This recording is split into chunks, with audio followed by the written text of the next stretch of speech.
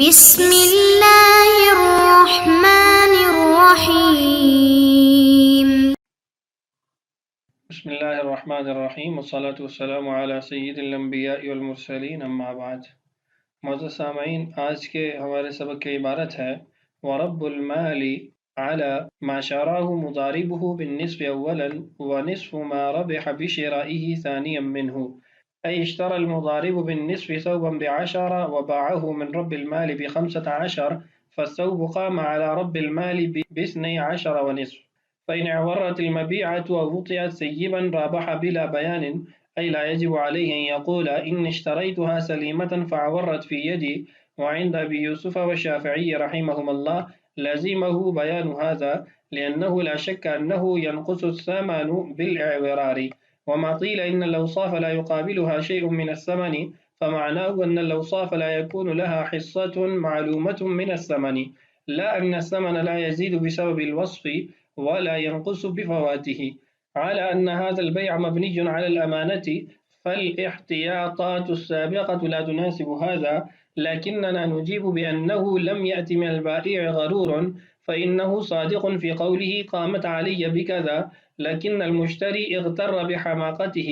فعليه أن يسأله أنك اشتريت بكذا سليمة أو معبرة، فيبين له الحال. فإذا قصر في ذلك لا يجب على البائع كشف حال لم يسأل عنها. وإن قفئت أو وطئت بكرا لزمه بيانه،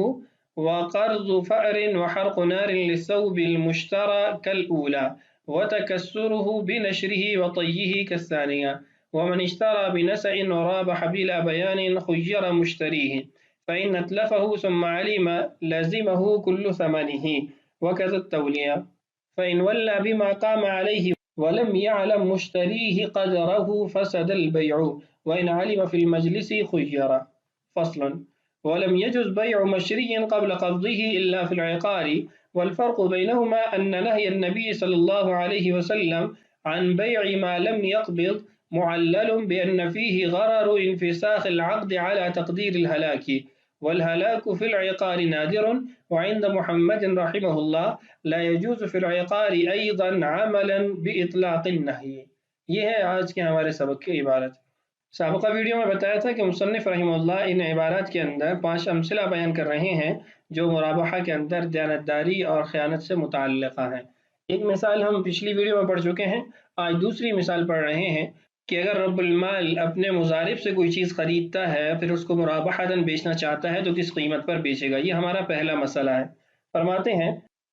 ورب المال، اور رب المال بے مرابحہ کرے گا کس قیمت پر؟ علی ما شراہ مضاربہ بالنصف اولا، اس قیمت پر جس قیمت پر اس کے مضارب بالنصف نے پہلے خریداری کی ہے۔ مضارب بالنصف کا مطلب یہ ہے کہ اس نے اس سے یہ معاہدہ کیا کہ جو بھی نفع ہوگا وہ آدھا آدھا ہوگا، تو جو قیمت مضارب کو پڑی ہے، یعنی مضارب نے اگر وہ چیز 1000 روپے کی خریدی ہے اور یہ 1000 روپیہ مرابحہ میں آئے گا، اور اس کے ساتھ ساتھ وَنِصْفُ مَا رَبِحَ بِشِرَائِهِ ثَانِيًا مِّنْهُ، اور آدھا نفع جو اس نے کمایا رب المال کو دوبارہ بیچنے کے ساتھ۔ مثال آگے خود ہی کتاب میں دی ہے، جب آپ اس کو سنیں گے اور اس کا ترجمہ دیکھیں گے تو یہ عبارت خود ہی حل ہو جائے گی۔ دوبارہ اس عبارت کی طرف میں لوٹتا ہوں۔ فرماتے ہیں اشترى المضارب بالنصف، مضارب بالنصف نے یعنی جس کے ساتھ آدھے نفع پر بات کی تھی، مضاربت کی، اس نے خریدا ثوباً ایک کپڑا، ب10 10 روپے کے بدلے میں یا 10 درہم کے بدلے میں، وباعه من رب المال ب15، اس نے رب المال سے اس کو 15 روپے میں بیچ دیا، یعنی جو اصل مال ہے کا مالک ہے جس نے اس کو مضارب بنایا ہے اسی کو اس نے 10 روپے والی چیز مرابحتاً 15 میں بیچ دی۔ اب 5 روپے نفع ہوا، 5 روپے جو نفع ہوا اس میں سے 2.5 تو مضارب کے ہیں اور 2.5 اس رب المال کے ہیں، تو اب یہ کتنے میں مرابحہ آگے کرے گا کسی اور کو اگر بیچنا چاہتا ہے؟ فَالثَّوْبُ قَامَ عَلَى رَبِّ الْمَالِ ب12 وَنِصْفٍ، اب یہ جو کپڑا ہے یہ رب المال کو 12.5 درہم 12.5 روپے کے اندر ملا ہے۔ چونکہ یہ جو اس کو 15 روپے دے رہا ہے ان 15 میں سے 2.5 روپے تو رب المال کو مضارب واپس کر دے گا، اس لیے کہ مضارب نے 5 روپے نفع کمایا ہے تو اس 5 میں سے 2.5 روپے اس نے اب مالک کو دینے تھے، جس کا مال تھا اس کو دینے تھے، تو جب 2.5 اس کو واپس مل گئے تو اب 12.5 روپے میں اس کو یہ چیز ملی ہے۔ عبارت جو متن کی ہے اس کی طرف واپس لوٹیے، ایک بار اس کو اور دیکھ لیتے ہیں۔ فرماتے ہیں وَرَبُّ الْمَالِ ای رابح رب المال، رب المال بے مرابحہ کرے گا، اعلیٰ پر یعنی قیمت پر، کس قیمت پر؟ ما شراہ مضاربہ بالنصف اولا، مضارب بالنصف نے جس قیمت پر اس چیز کو خریدا، ونصف ما ربح بشرائہ ثانیا منہ، اور آدھا نفع جو اس نے کمایا رب المال کو دوبارہ یہ چیز بیچ کر۔ امید ہے یہ بات واضح ہو گئی ہوگی۔ اگلی مثال کی طرف بڑھتے ہیں۔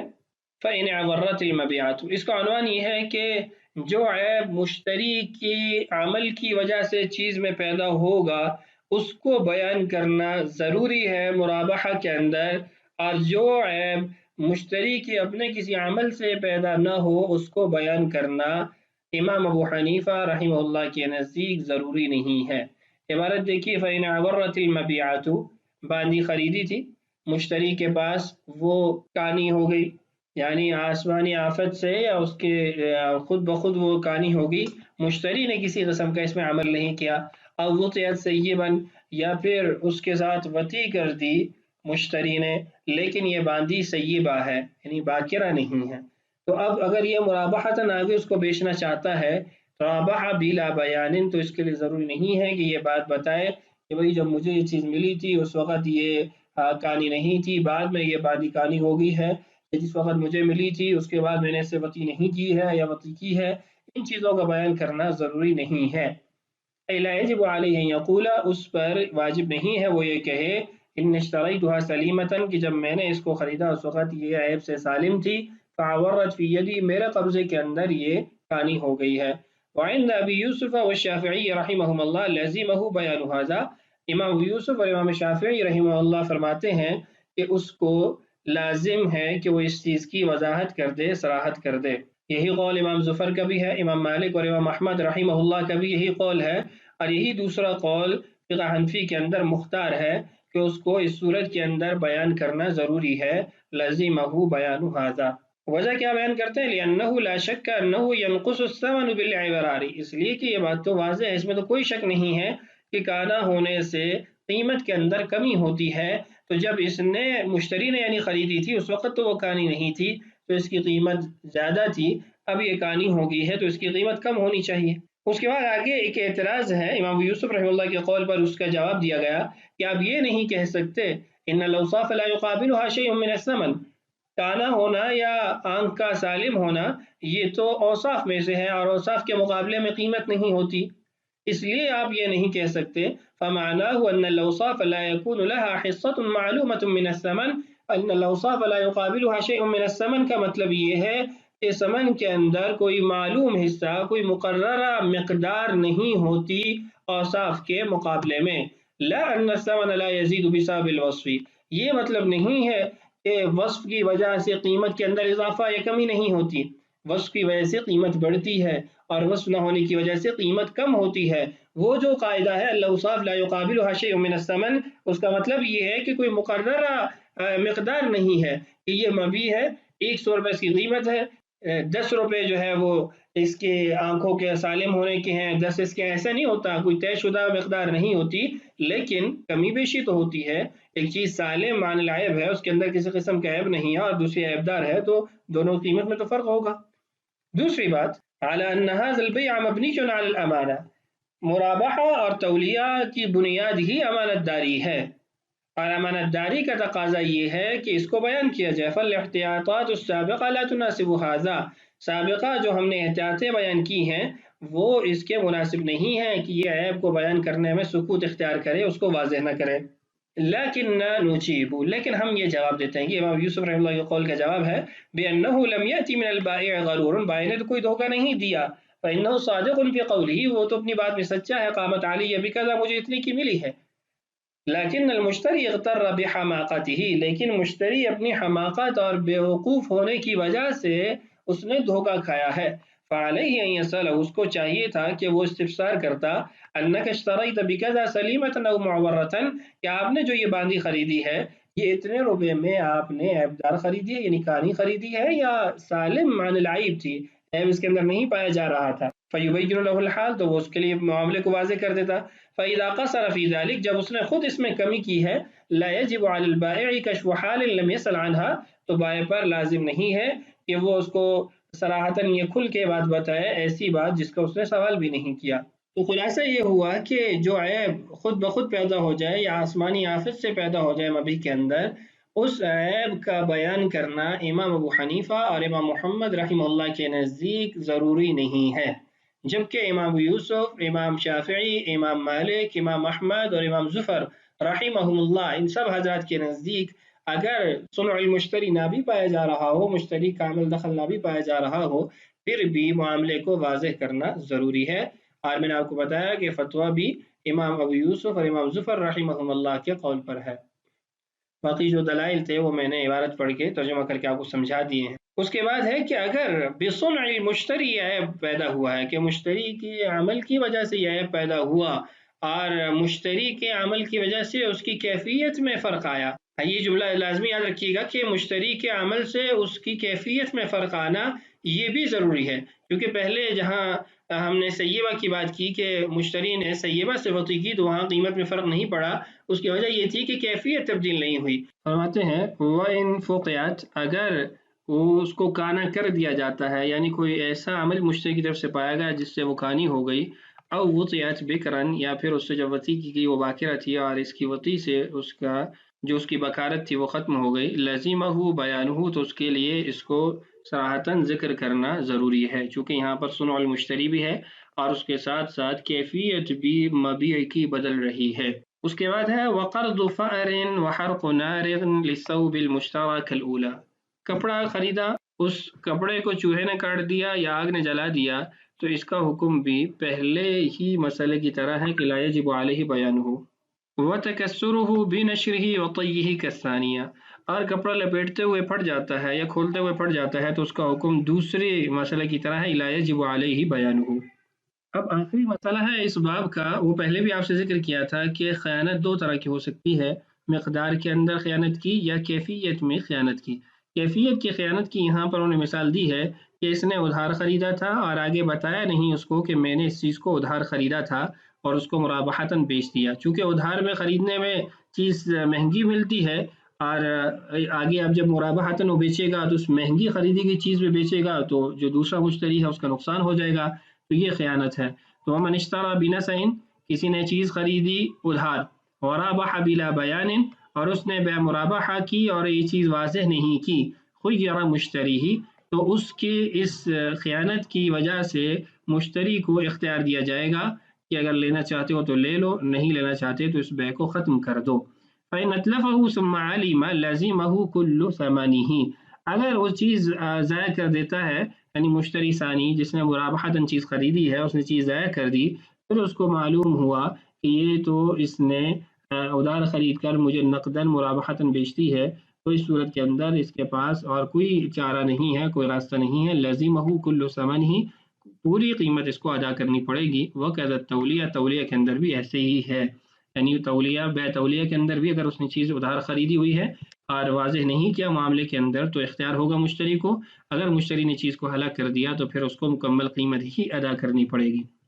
شرح کے اندر جو آخری مسئلہ ہے وہ ہے فَإِنْ وَلَّى بِمَا قَامَ عَلَيْهِ، بے تولیہ کے ذریعے چیز بیچی کہ جتنے کی چیز مجھے ملی میں آپ کو بیچتا ہوں،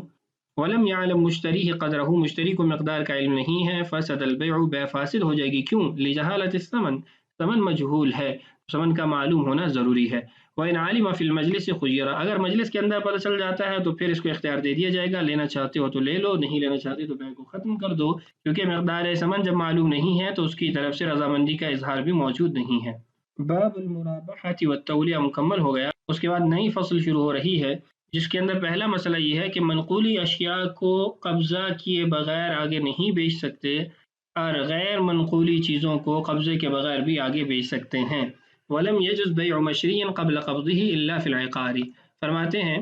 خریدی گئی چیز کو نہیں بیچا جا سکتا قبل قبضه، اس پر قبضہ کرنے سے پہلے، إِلَّا فِي الْعِقَارِ، مگر زمین وغیرہ، کہ زمین وغیرہ کو قبل القبض بھی بیچا جا سکتا ہے۔ اب سوال یہ پیدا ہوتا ہے کہ ان دونوں چیزوں میں فرق کیوں کیا گیا؟ تو فرق کی وجہ دیکھیے، والفرق بینہما ان نہی النبی صلی اللہ علیہ وسلم عن بیع ما لم يقبض، فرق دونوں میں یہ ہے کہ رسول اللہ صلی اللہ علیہ وسلم نے جو منع فرمایا کہ قبضہ سے پہلے مبیع کو آگے نہ بیچو، معلل، اس کے اندر علت یہ ہے بأن فيه غرر انفساخ العقد على تقدیر الہلاک، کہ اس کے اندر یعنی جو غیر منقولی اشیاء ہیں ان کے اندر چیز کے ہلاک ہونے کی وجہ سے عقد کے فسخ ہونے کا ابہام پایا جا رہا ہوتا ہے، اس کا احتمال پایا جا رہا ہوتا ہے۔ تو جب ایک چیز اعلیٰ تقدیر الہلاک ہے، ختم ہو سکتی ہے، اور پھر بائع اس کو مشتری کے حوالے نہیں کر سکتا اور مشتری اس کو آگے بیچ دے، تو یہ معاملہ آگے بڑھ جائے گا اور مسائل پیدا ہو جائیں گے۔ اس کی مثال یوں سمجھیے کہ میں نے آپ کو موبائل بیچا اور آپ نے ابھی تک میرے سے موبائل لیا نہیں اور آگے بیچ دیا، تو آگے آپ کا بیچنا درست نہیں ہے۔ کیوں؟ اس لیے کہ ممکن ہے یہ موبائل میرے پاس خراب ہو جائے، ضائع ہو جائے اور میں آپ کے حوالے نہ کر سکوں، اور آپ نے آگے بھی معاملہ کیا ہو اور پھر آپ وہاں ادائیگی نہ کر پائیں تو وہاں پر بھی جھگڑا ہو جائے۔ تو اس لیے منقولی اشیاء کے اندر قبضہ سے پہلے آگے بیع درست نہیں ہے۔ والہلاک فی العقار نادر، اور جہاں تک عقار کی بات ہے، زمین کی بات ہے، تو اس میں ہلاکت کا اندیشہ نہیں ہوتا، بہت کم ہوتا ہے۔ کوئی نہر کے کنارے زمین وغیرہ ہو تو اس موقع پہ، تو اگر ایسی زمین ہے جو نہر کے کنارے ہے اعلیٰ تقدیر الہلاک ہے، تو حنفیہ اس کے اندر بھی قبل القبض جواز کا فتویٰ نہیں دیتے۔ وعند محمد رحمہ اللہ، امام محمد رحمہ اللہ کا مذہب یہ ہے لا يجوز فی العقار ایضا، زمین کے اندر بھی قبل القبض آپ خرید و فروخت نہیں کر سکتے۔ عملا باطلاق النہی، وجہ یہ بیان کرتے ہیں کہ رسول اللہ صلی اللہ علیہ وسلم نے جو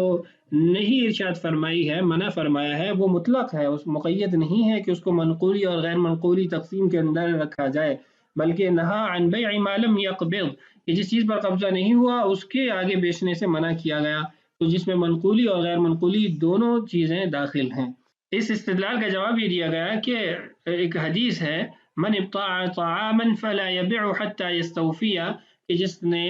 اناج وغیرہ خریدا تو اس پر جب تک قبضہ نہ کرے آگے نہ بیچے۔ تو اس سے معلوم ہوتا ہے کہ منقولی اشیاء کے ساتھ یہ خاص ہے، اور علت بھی بتا دی کہ رسول اللہ صلی اللہ علیہ وسلم نے جو منع فرمایا اس کی علت یہ ہے، اور وہ علت